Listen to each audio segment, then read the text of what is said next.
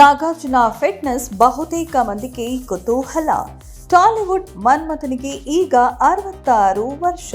ಆದರೂ ಸಹ 40 ವರ್ಷದ ಯುವಕರಿಗಿಂತಲೂ ಹೆಚ್ಚು ಫಿಟ್ ಅಂಡ್ ಫೈನ್ ಆಗಿ ಕಾಣ್ತಾರೆ. ಹಾಗಂತ ನಾಗಾರ್ಜುನ ಯಾವುದೇ ರೀತಿಯ ಆಹಾರ ಪದ್ಧತಿಯನ್ನ ಪಾಲಿಸುವುದಿಲ್ಲ. ಎಲ್ಲರಂತೆ ಸಾಮಾನ್ಯ ಆಹಾರವನ್ನ ಸೇವಿಸ್ತಾರೆ. ಅವರ ಈ ಅದ್ಭುತ ಚೈತನ್ಯದ ಹಿಂದಿನ ರಹಸ್ಯವನ್ನ ಸದ್ಯ ಡಾಕ್ಟರ್ ಒಬ್ಬರು ರಿವೀಲ್ ಮಾಡಿದ್ದಾರೆ.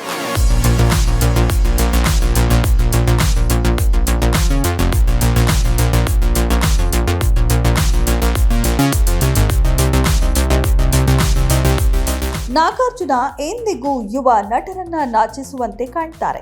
ಎಂದಿನ ಯಂಗ್ ಸ್ಟಾರ್ಗಳು ಕೂಡ ನಾಚುವಂತಹ ಎನರ್ಜಿ ಇವರಿಗೆ ಇದೆ ಅಂತ ಹೇಳಿದ್ರೂ ತಪ್ಪಾಗೋಲ್ಲ. ಇತ್ತೀಚೆಗಷ್ಟೇ ರಜನಿಕಾಂತ್ ನಟನೆಯ ಕೂಲಿ ಸಿನಿಮಾದಲ್ಲಿ ಖಳನಾಯಕನಾಗಿ ನಟಿಸಿ ಸಾಯಿ ಅನಿಸಿಕೊಂಡಿದ್ರು. ಈ ಸಿನಿಮಾದಲ್ಲೂ ಅವರ ಲುಕ್ ಅಂಡ್ ಮ್ಯಾನರಿಸಂ ಪ್ರೇಕ್ಷಕರು ಫಿದಾ ಆಗಿದ್ರು. 66ರ ವಯಸ್ಸಿನಲ್ಲಿಯೂ ನಾಗಾರ್ಜುನ ಇಷ್ಟೊಂದು ಫಿಟ್ ಇರೋದು ಹೇಗೆ? ನಾಗಾರ್ಜುನ ಫಿಟ್ನೆಸ್ ಸೀಕ್ರೆಟ್ ಅನ್ನ ಸದ್ಯ ಡಾಕ್ಟರ್ ಬಹಿರಂಗಪಡಿಸಿದ್ದಾರೆ. ಟಾಲಿವುಡ್ ಕಿಂಗ್ ಫಿಟ್ನೆಸ್ನ ರಹಸ್ಯ ಅವರು ಸೇವಿಸುವ ರಾತ್ರಿ ಊಟದ ಮೇಲೆ ನಿಂತಿದೆ. ಅಷ್ಟಕ್ಕೂ ನಾಗಾರ್ಜುನ ಕಂಡುಕೊಂಡಿರುವ 7 ಗಂಟೆಯ ಡಿನ್ನರ್ ಸೀಕ್ರೆಟ್ ಏನು ನೋಡೋಣ ಬನ್ನಿ.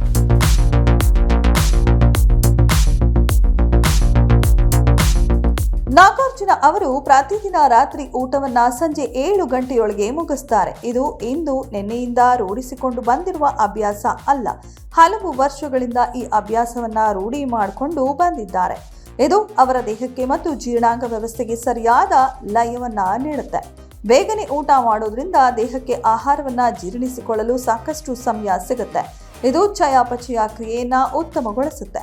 ಹಾಗೆ ದೇಹದ ಶಕ್ತಿಯ ಮಟ್ಟವನ್ನ ಹೆಚ್ಚಿಸುತ್ತೆ. ಹೀಗಾಗಿ ದೀರ್ಘಕಾಲದವರೆಗೆ ಯುವಕರಂತೆ ಚುರುಕಾಗಿರಲು ಸಾಧ್ಯವಾಗುತ್ತೆ ಎಂದು ಡಾಕ್ಟರ್ ಹಂಚಿಕೊಂಡ ವಿಡಿಯೋದಲ್ಲಿ ಹೇಳಿಕೊಂಡಿದ್ದಾರೆ.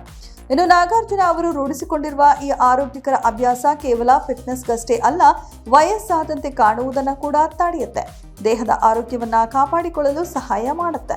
ನಾಗಾರ್ಜುನ ಅವರು ಶಿಸ್ತುಬದ್ಧ ಜೀವನ ಶೈಲಿಯನ್ನ ಯಶಸ್ವಿಯಾಗಿ ಪಾಲನೆ ಮಾಡ್ತಾ ಬಂದಿರುವುದು ಅವರ ಆರೋಗ್ಯದ ಹಿಂದಿನ ದೊಡ್ಡ ರಹಸ್ಯ ಎನ್ನುತ್ತಾರೆ ವೈದ್ಯರು.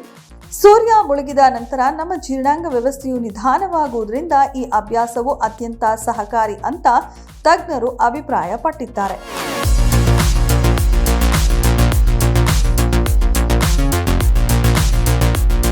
ನಾಗಾರ್ಜುನ ಫಿಟ್ನೆಸ್ಗೆ ಮುಖ್ಯ ಕಾರಣ ಅವರ ಶಿಸ್ತುಬದ್ಧ ಜೀವನ ಶೈಲಿ ಹಾಗೂ ರಾತ್ರಿ ಊಟದ ಸಮಯ ಪಾಲನೆ.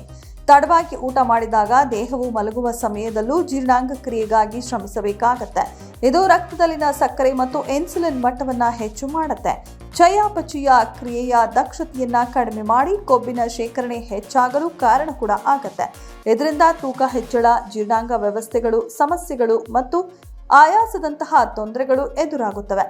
ಸಂಜೆ 7 ಗಂಟೆಗೆ ಊಟ ಮುಗಿಸಿ ಮರುದಿನ ಬೆಳಗ್ಗೆ 11 ಗಂಟೆಯವರೆಗೂ ಉಪವಾಸ ಇರುವುದು ದೇಹಕ್ಕೆ ಸುಮಾರು 16 ಗಂಟೆಗಳ ಕಾಲ ವಿಶ್ರಾಂತಿ ನೀಡುತ್ತೆ. ಹೀಗೆ ದೀರ್ಘ ವಿರಾಮ ನೀಡುವುದು ಕರುಳಿಗೆ ಸಂಪೂರ್ಣ ವಿಶ್ರಾಂತಿ ನೀಡುತ್ತೆ.